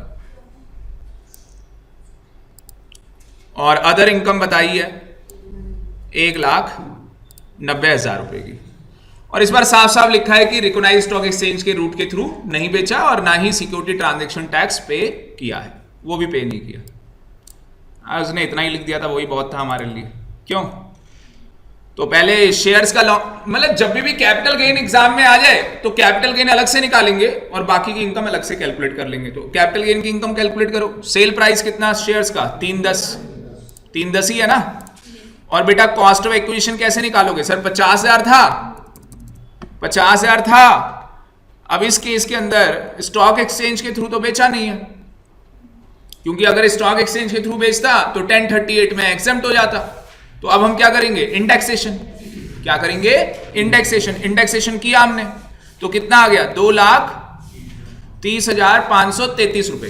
क्या आप विदाउट इंडेक्सेशन भी कर सकते हैं? यस, आपकी मर्जी है, आपकी मर्जी है। फिर सर एग्जाम में क्या करके आना है, एग्जाम में क्या करके आना है, जब तक क्वेश्चन में ये ना लिखा हो क्या कि SSC is not availing indexation benefit, तब तक हम कैसे मान ले, हम तो मानेंगे कि वो इंडेक्सेशन ले रहा होगा हर केस में। तो जब तक क्वेश्चन चीख के आपसे ना कहे कि वो इंडेक्सेशन बेनिफिट नहीं ले रहा, तो आप मानोगे वो नहीं ले रहा। ठीक है, फिर केस में 2 आंसर आएंगे, 2 में से जो लोअर होगा वो आंसर आपका बनेगा। अदर इनकम कितनी थी इसकी 1,90,000 की इसकी अदर इनकम थी। तो ये टोटल इनकम अगर आप करोगे तो उसको राउंडिंग ऑफ करना होता है, सेक्शन 288 कैपिटल ए, टैक्स को राउंडिंग ऑफ बी में, ठीक है ना। तो 288 कैपिटल ए में टोटल इनकम को और टैक्स को 288 बी में। उसके बाद अब यहां पे थोड़ा सा कहानी में ट्विस्ट आएगा, कहानी में ये ट्विस्ट आएगा 2,69,470 की आपकी इनकम है। आपको नहीं लग रहा इसमें से 1,90 की इनकम तो बोलो बेटा किसकी है, अदर इनकम है, और कैपिटल गेन की इनकम है ये अलग से, तभी तो दोनों को जोड़ के ये आया है। तो मैंने कहा था इसको अलग कर लेना। अब इसमें से अगर ये माइनस करोगे आपको नहीं लग रहा यही आ जाएगा दोबारा से 1,90,000।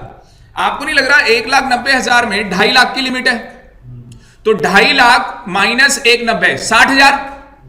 60,000 क्या मैं यहां पे 60,000 का बेनिफिट ले सकता हूं नहीं ले सकता? उसको बोलते हैं शिफ्टिंग करना। मैं शिफ्टिंग कर सकता हूं क्योंकि मेरे 60,000 अभी टैक्सेबल नहीं हुए, तो 60 इसमें से माइनस करूंगा, बैलेंस बता देना मेरे को कितना आ रहा है।